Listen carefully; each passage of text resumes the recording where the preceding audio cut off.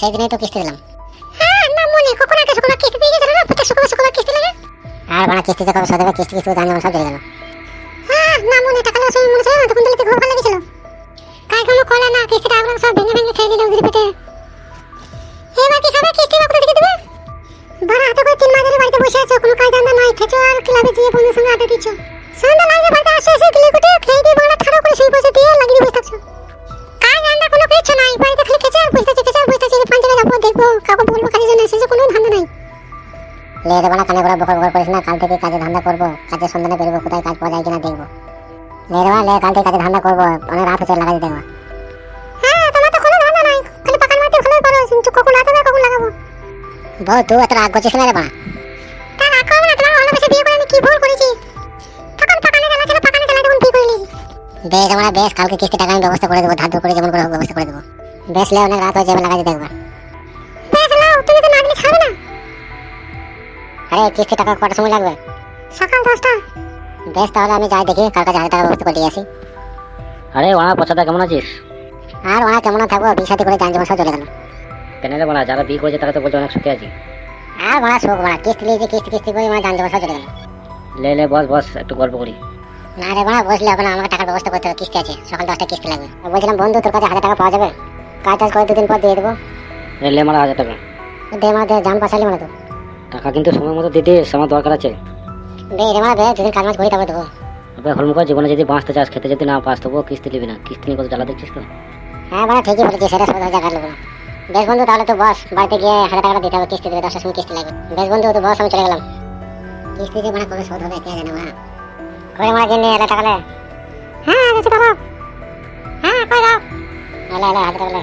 না রে কিনে কাজের জন্য অনেক খোঁজাখুঁজি করলাম, কোথাও কাজের সন্ধান পাওয়া গেল না। তোমার বন্ধু বাড়িতে টাকা ধার করে নিলে শোধ দিতে হবে, গ্রামে কাজ নাই কমো নাই কি করবে এখন। হ্যাঁ গো গ্রামে তো কাজ কমো নাই তো আমি বলছিলাম যে 3 মাস না চেন্নাই থেকে ঘুরে এসো গা। তো মাংমারানি তাহলে আছিস, আমি চেন্নাই থেকে নাম করবি না। না মনে পেটকাটা তুই কথা বলতে পারলি। তুই যখন বলিস তখন লাগাতে দে তাও তুই কথা বলতে পারলি। মাংমুখে চোরা তোদের কিচ্ছু হবে না, ওই পরে খেতে দেখ চেন্নাই যাই পাকা বাড়ি করে নিল। সবাই সব করছে তুই আমার মাকে মোড়ে বসে থাক। হ্যালো ছিলাম মাগি, কাজ না পাইতে আমি কি করবো? সবারই কাজ আছে খালি তোমারই কাজ আছে না। বেশ মারা বহুত রাগ করছিস কেন, আমি তোর সঙ্গে একদম আছি।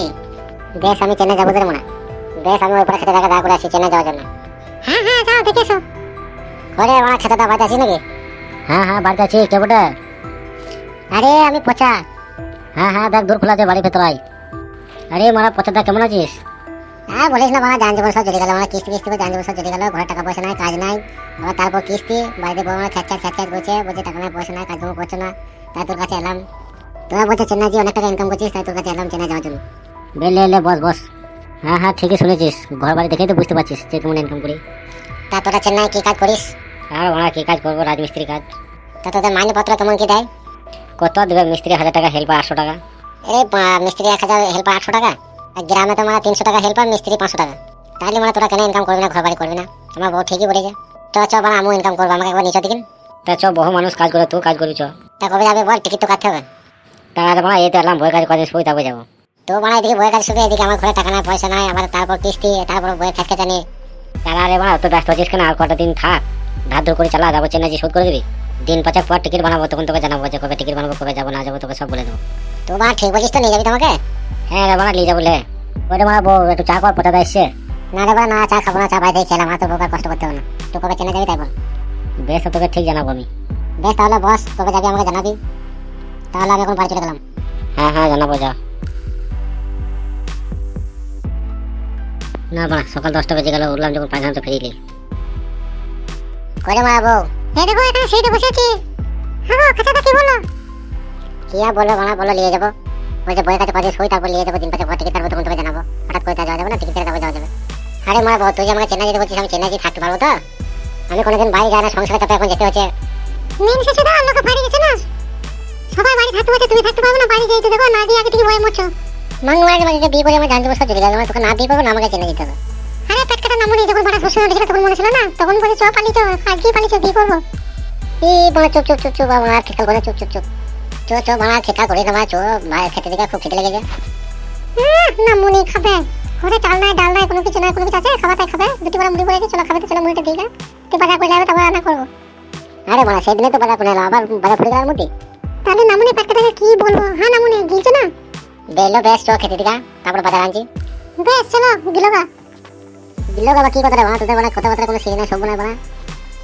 তোদের বানায় কথাবার্তা শুনে তোদের খিচিড়ি শুনে মনে হচ্ছে যে মানে সংসার ছেড়ে দিয়ে বনে বসে জীব বনে বাস করি না। তোদের বানায় দিন রাত খিচিড়ি বানায় ইয়া জানলে বানা আগে বিয়ে কথা না হাতে বানা হ্যান্ডেল মেরে কাটে নিতাম।